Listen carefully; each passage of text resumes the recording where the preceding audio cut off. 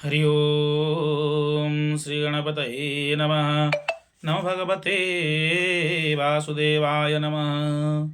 हरि ओम। आशा आज आम जाना आगुरी जानी कुकुर घर रखिले कौन क्षति हुए एवं आज आम जाना कुकुर कुकुड़ा एवं घरे जेकोसी खट हो भंगा पात्र हो रखिले तार क्षति कौन हुए आस आज आम जाना। भिन्न भंडंच खट्टावा चकुटो सुनक तथा अप्रशस्तानि सर्वाणि जश्च वृक्षो गृहीरुह जश्च वृक्षो गृहीरुः भिन्न भंड कलिप्राहु खट्टवायं तु धनक्षयः कुकुटे सुनक चैव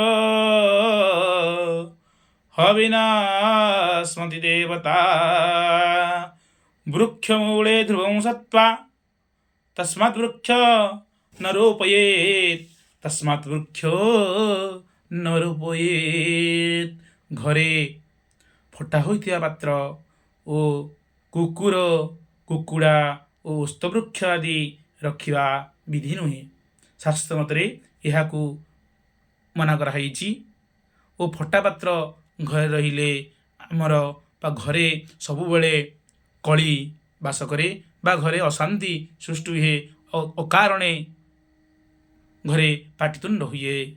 आउ भंगा घरे आम भंगा खटरे रखा ताहाल तार कौन हो जानते तार आमर हम घरे धनहानि बहुत हुए धन मध्य केबे धरा दिए नहीं।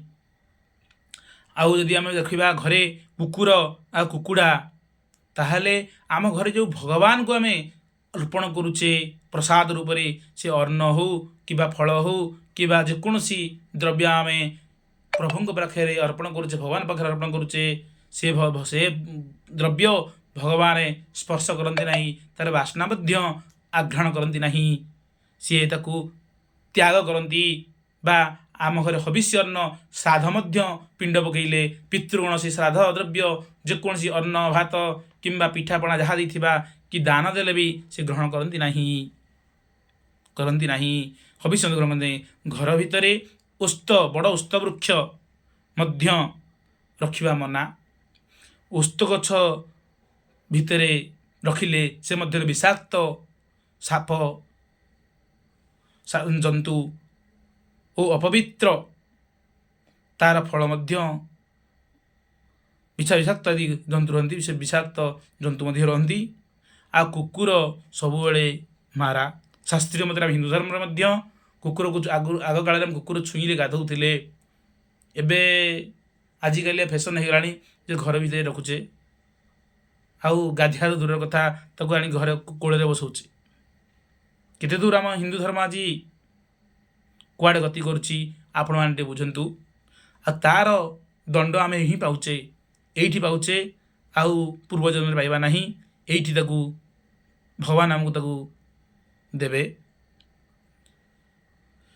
अपिवृद्धंतु आम पवित्रता यदि कुकुर को आम छुईबा कुकुर रखिबा कुकुड़ा रखिबा आम पवित्रता सी हरण करनिए बा नरक आदि रे आमर जो मृत्यु पर कहती किंबा एठी आम जो जंत्रणा भोग करूँ नरक जंत्रणा भोग करवा मृत्यु पर किए देखी एठी आम नरक जंत्रणा भोग करवा को हुए। जय श्रीराम। किछि भूल थे त्रुटि थे क्षमा करेंगे सान भाई बोली आपने मते दयाकोरी तार भूल सठिक उपाय बतईदेवे। जय श्रीराम।